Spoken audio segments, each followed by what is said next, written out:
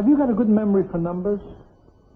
I always have a hard time trying to remember them, particularly telephone numbers. But there's one number I'd like you to try to remember. That number is 74356.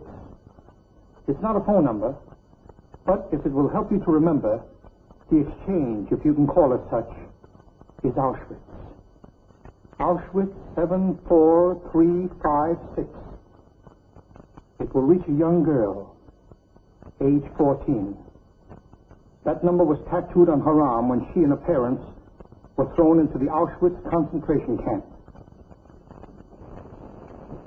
Auschwitz is gone now, and so are her parents. This girl is being brought back to life in a home in France. When she first entered that home, the people in charge tried to comfort her. They told her there was very little to worry about the tattoo marks on her arms, that they could easily be removed. But the girl would let no one go near her arm. She screamed and protested. She wanted to remember that number. She was proud of it. She didn't want to forget what she and her people went through.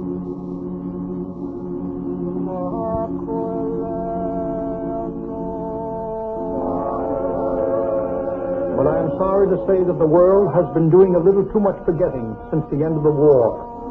It's easy to see that the world has a lot of other problems to worry about. What we have to think about is what is going to happen to these people if no one cares. The headlines tell us that UNRWA is going out of existence. They tell us that no country wants to have these homeless people. But the headlines also tell us that there are 250,000 displaced Jews who are still waiting for a taste of the four freedoms that we fought for.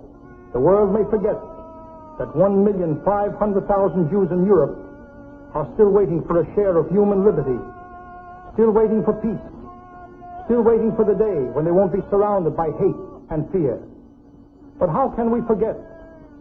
If we forget them, can we face the thought that we may become unconscious partners of Hitler's war on innocent people? If we forget them, can we face the thought that men, women, and innocent little children may die because we didn't care? Last year, a remarkable job was done through the United Jewish Appeal to keep these people alive, to give them some hope. But that was only a beginning. And we cannot stop after having made such a fine beginning. We not only have to give them bread, but we have to give them a home. We not only have to give them a home, but we have to give them a future. We've got to put an end to their status as beggars and homeless wanderers. We've got to give them the tools that will help them stand on their own feet. They are fine people in spite of everything they've gone through. We've got to help them in Europe, wherever they can begin again. We've got to help many thousands find a new life in Palestine. We've got to help those who come to this country.